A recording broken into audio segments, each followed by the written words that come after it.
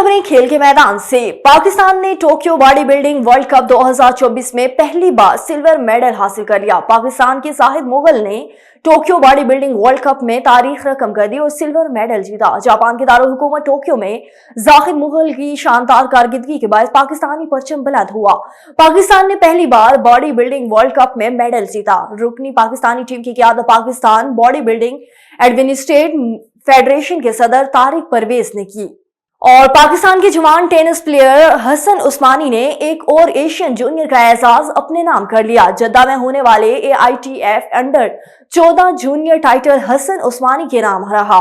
Pakistani tennis player ने final में Turkmenistan की सुलेमान को शिकस्त से 2-4 किया। हसन उस्मानी ने गुज़श्ता माह तुर्कमेनिस्तान में होने वाला अशक-आबाद ओपन भी अपने नाम कर लिया। और पाकिस्तान सुपर लीग PSL के 10वें एडिशन के ड्राफ्ट की मेजबानी पहली बार बलूचिस्तान के तारीखी शहर ग्वादर में करवाए जाने का ऐलान हो गया। PCB की जानिब से जारी करता एलानिया में कहा गया कि बलूचिस्तान का port city Gwadar Pakistan super league के 10वें एडिशन के प्लेयर्स ड्राफ्ट की मेजबानी करेगा। प्लेयर ड्राफ्ट की तकरीब 11 जनवरी 2025 बरोज हफ्ते को मुनक्किद होगी।